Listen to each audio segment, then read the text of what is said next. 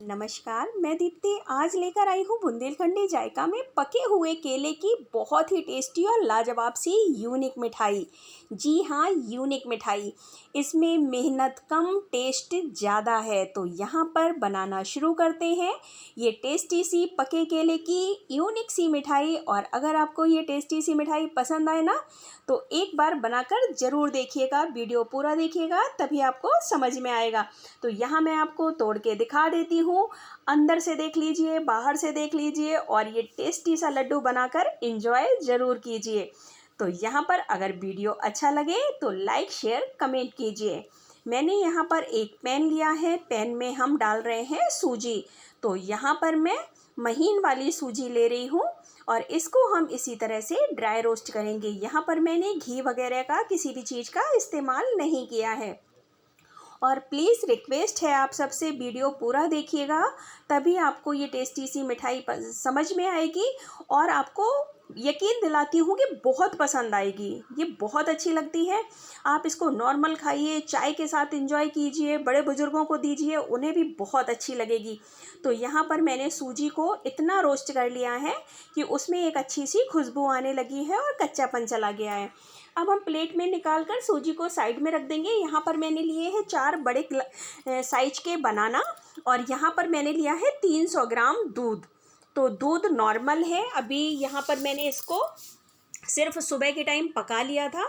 अब यहाँ पर आँच को हम ऑन कर देंगे और यहाँ पर केले हैं ना जो, इनको हम इस तरह से कट लगा देंगे। थोड़ी सी मैंने यहाँ पर गुलाब की पत्तियाँ डाली हुई हैं। तो इससे होगा क्या कि अगर आपको इलायची वगैरह डालनी है तो आप इलायची का फ्लेवर डाल सकते हैं, पर मैं इसमें ये रोज़ पेटल डाल रही हूँ, मुझे इसका फ्लेवर ज़्यादा अच्छा लगता है। और यहाँ पर आप देख रहे हैं दूध में उबाल आने लगा है, केले हमारे पकने लगे हैं। और अब हम क्या करेंगे, पोटैटो मैशर से आंच को थोड़ा धीमा कर दीजिएगा, नहीं तो हाथ में छिटक जाएगा। इस तरह से पोटैटो मैशर से हम इसको मैश करेंगे और ये हमें बिल्कुल रबड़ी जैसे टेक्सचर में हो जाएगी। जैसे रबड़ी होती है ना गाढ़ी, उस तरह से हो जाएगी। आप बनाना जब डाल रहे हो तो चेक कर लीजिएगा कि बनाना अच्छा पका होना चाहिए, वो गल जाता है ना, उस टाइप का बनाना नहीं होना चाहिए, नहीं तो उससे फिर अच्छा टेस्ट नहीं आएगा और फिर जैसी हमें रबड़ी चाहिए वैसी नहीं मिलेगी। अब यहाँ पर आप टेस्ट कर सकते हो कि कितना मीठा है। उसके बाद आप इसमें चीनी ऐड कर सकते हैं। चीनी आपको नहीं डालनी है तो आप इसमें ना डालें, आप इसको बिना चीनी के भी बना सकते हैं। अब जो हमने सूजी रखी थी ना रोस्ट करके, उसको यहाँ पर हम डाल देंगे और जैसे ही आप सूजी डालें आँच को बिल्कुल बंद कर दें और लगातार इसको चलाते रहें। चलाने से होगा क्या, तली में बैठेगी नहीं और लम्स नहीं आएंगे इसमें। और इस तरह से चलाते हुए लगभग 5 से 7 मिनट मुझे हुआ होगा और ये देखिए ये गाढ़ी होने लगी है। तो इस तरह से ये अच्छा सा डो बनकर तैयार हो गया है। तो यहाँ पर अगर आप चाहें तो थोड़ा सा फूड कलर भी ऐड कर सकते हैं, किसी तरह का अगर आपको डालना हो। अब मैं इसे ढककर छोड़ दूँगी। तो मैंने यहाँ पर इसको 10 मिनट के लिए छोड़ दिया। आप पंखे के नीचे भी रख सकते हैं, कोई प्रॉब्लम नहीं है। इसको बस हमें इतना ठंडा करना है कि हम इसे हाथों से टच कर सकें। अब मैं यहाँ हथेलियों में लगा रही हूँ देसी घी। इससे हमें इनके जो लड्डू बनाने हैं ना, वो आसानी से बन जाएंगे। तो लड्डू का मतलब लड्डू नहीं है, आप देख लीजिएगा ये लड्डू कितने टेस्टी बनते हैं।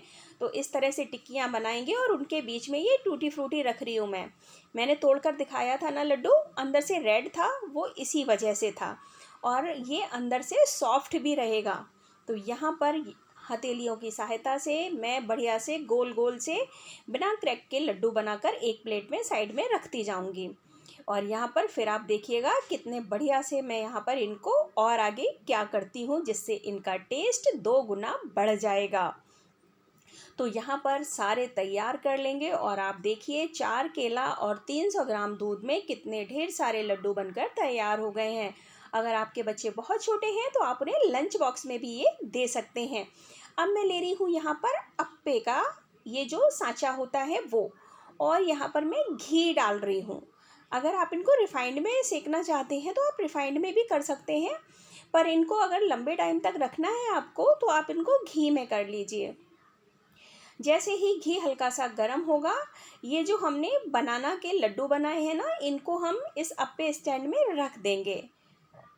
आँच को अभी धीमा रखिएगा, क्योंकि हमें ये बहुत ज़्यादा खरे नहीं सेकने हैं कि बहुत ज़्यादा जल जाएं, या जो ऊपर की लेयर होती है वो बहुत ज़्यादा टाइट हो जाए, उस टाइप का नहीं चाहिए। आप देखिएगा मैं किस तरह से इनको अच्छे से फ्राई करूँगी। तो कम घी में ही बनकर तैयार हो जाएंगे। 2 मिनट के लिए इस तरह से कवर कर देंगे इनको, ताकि ये हल्के से सॉफ्ट हो जाएं अंदर। वैसे तो ये बनाना के हैं तो बहुत सॉफ्ट हैं। अब इनको चम्मच की सहायता से मैं हल्का हल्का घुमा दूंगी इस तरह से, ताकि ये हल्के गुलाबी से सिक जाएं और जो इनका खाने में स्वाद है ना वो बढ़ जाए। तो आज से पहले आपने कभी भी बनाना के ये गोल मटोल लड्डू नहीं खाए होंगे, और वो भी बहुत कम घी में बनकर तैयार होने वाले, मुंह में घुल जाने वाला ये टेस्टी सा लड्डू एक बार ट्राई ज़रूर कीजिएगा। सभी को बहुत पसंद आएगा। और यकीन मानिए, ऐसा नहीं है कि मैं कुछ ऐसा बेकार सा दिखा रही हूँ, आपको अच्छा नहीं लगेगा।